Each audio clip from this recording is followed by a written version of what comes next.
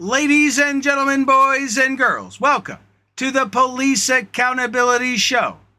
Remember, when you watch the Police Accountability Show, you agree to being offended, and as well as nothing that you see on the Police Accountability Show constitutes legal advice. Please seek your local lawyer for your local laws, and welcome everyone. Welcome to the Police Accountability Show. I'm your host, Chad Christophers, and our topic today is the Second Amendment of the United States of America. That's right. And the Second Amendment reads, a well-regulated militia being necessary for the security of a free state, the right of the people to keep and bear arms shall not be infringed. And why? Because all people are created equal, typically not by God, but by guns. And why? Because what else could you possibly use that a small defenseless child could defend themselves from an even group of large men? How? With a gun. That's right, ladies and gentlemen, they exist. Whether you like it, whether you don't like it, guns are here. They're here to stay, right? And the right to bear arms is a right, a fundamental right of freedom. The United States of America is one of the freest examples of political system that I've read about through history. And the second fundamental of it is the Second Amendment right. And why? Because the right to bear arms is the right to defend yourself, not just from local threats, meaning people around you, robbers, rapists, bad guys, hunter-gatherers, but also, as it was historically, you were actually allowed to defend yourself from the king's men, the watchers, the original versions of the police. You had the right to, and it's not that we need to defend ourselves against the king's men or whoever happens to be policing us at the time, but we need to be able to protect ourselves against their corruption, because that was one big thing about old school monarchies and the lord systems, which a lot of it is my ancestry, so I've read a lot about it, and they had a lot of power. It's interesting because they had a lot of power back then, and in some ways absolute power, but in some ways our politicians today have more power.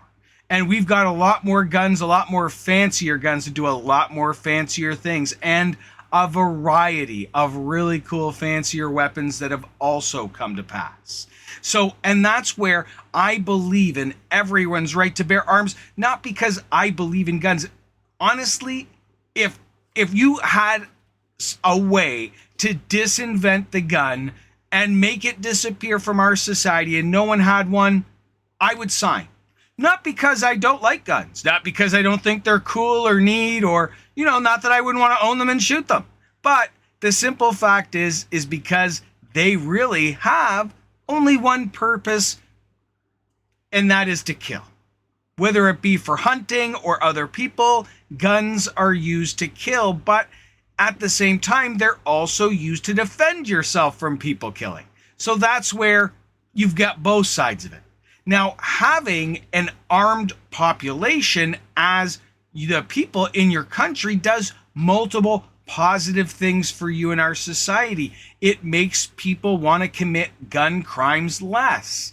Why? Because you're worried because other people have guns and can defend themselves, right? People don't go around breaking into people's homes and robbing them because they might get shot, right? Also, you're less likely to get robbed by a gun because they're scared of you having guns. If you read about places with guns, you'd be surprised. But honestly, a lot of the time, you pull a gun in a place where everyone's carrying guns and you'll end up with a whole row of guns on you. It kind of defeats it. Guns can be used by small kids, girls, women, children to defend themselves from people trying to hurt them, trying to take them away, trying to rape them. Like, it can be used for that. The bad side of guns and the downside that always gets to us are irresponsible gun owners and accidents. That's a lot, I believe, of what keeps guns out of the hands of people, is because it creates a scenario where people are killing people for no good reason. And again, that comes back to being able to defend yourself. If everyone has a gun and understands and knows how to use them, then we'll all be a lot more protected. And you got to realize there's also something else guns protect you from, and that is from other value systems, other countries, other cultures coming in and trying to take over your culture, your country, your block, your family. And what do you need to defend yourself? Well, they're going to have guns, and you need guns too. And think about what the difference is: an invading army going into a country of defenseless citizens versus going into a country like the United States. Or there are actually European countries where the entire country still has conscription and everyone has automatic weapons at home, right? I wouldn't want to go running into that country. I wouldn't want to invade the United States, even without their military. Even if their military left the country, you wouldn't want to go and invade the United States because you'd probably get shot. And that says something too. You see a lot of gun crime, you see a lot of that stuff, and that's the way the society is. You see it on both sides. It makes it easy to kill, but it also makes it easy to defend themselves. And so I am on the side and belief of I would rather have it and not need it and know how to use it and not need it than to not have a gun and need a gun. Because I tell you, if you don't have a gun and you need a gun, it's a big problem. It's a big deal. And that's the problem. And why this comes back to the police cannot protect you. They can only be a deterrent. They can only do something after. A gun can make you stop or, at least deter most threats against you, if not all, right? One guy with a gun can defend himself from a group of people easily. It stops gangs. It stops lots of things from happening. Hell, sometimes even animal attacks. And we all know there's lots of different kinds of animals out there. We've all experienced the human animals and the forest animals.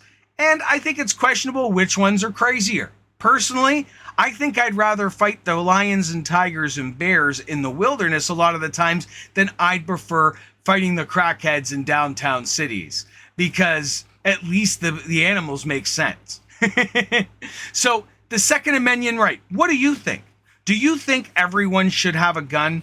Do you think that they should be allowed to defend themselves against perceived corruption of the police? And that's the problem with it, because some people would decide that corruption is any charge against them, right? Even when they're breaking the law, even when they're caught red-handed, even when you have indisputable evidence that they committed the crime, they will still call it bullcrap corruption, right? So that's where it gets a gray area. I believe that we all should have guns, that we should all be trained on how to use them, and we should all have them in safe places, not just for local threats, but for existential threats, for threats that are beyond. Maybe, a gang, maybe a foreign infiltrator. There's lots of reasons why we can defend ourselves, we can defend our neighborhoods, and we can defend our lives with guns. So why are only the authorities allowed to have guns and defend themselves? Well, everyone should be. And it should be the right of every single person on planet Earth to bear arms. And why? Because the other side has them, right? And unfortunately, they're not going anywhere. So we as a planet need to accept that these are going to exist, they are going to continue to exist, and we need to learn to deal with them correctly. Because how we're dealing with them now is wrong. And how can we see that?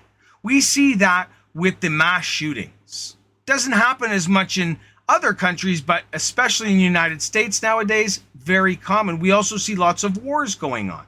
Well, everyone needs the right to defend themselves in these war-torn countries. Having everyone armed, well, that people saving lives, that's people who can fight back, right? Because just even me as a large man with muscles, how do I fight a guy with a gun? I can't. It's very difficult for me to fight a guy with a gun. For the most part, I can't. There is ways, but that's the point, right? The Second Amendment right guarantees freedom, guarantees security, not of everyone else, but of yourself. And you're now capable of helping your neighbor, of backing up the police, of backing up the military. So I say guns for all. And we should all be trained on them, and we should all be using them. Maybe it should be in school that we all go through mandatory gun training and shooting, and we make it an actual part of our society. Other countries have done it, and they have very low levels of crime. Gun crime, that is. So tell me what you think in the comments. Do you think that the Second Amendment is valid? Should it be erased and we should just somehow keep trying to disinvent and take away all guns from everyone? Because I don't think it's working. It seems to be getting worse. Even now with the printers, now you can just print guns. Untraceable guns that come from nowhere. So I would like to have a gun to defend myself, and I don't have one because of where I live, right? Because that's how the value systems of the people here, they would rather just be taken over. They would rather just be killed. They would rather just be tortured and raped and murdered. That's the best I can, just so that they don't have to worry about the possibility of a gun. So tell me what you think in the comments. Do you agree with the Second Amendment? Do you think, I think everyone, every country on the world should have the Second Amendment. My name is Chad Christophers. This is the Police Accountability Show.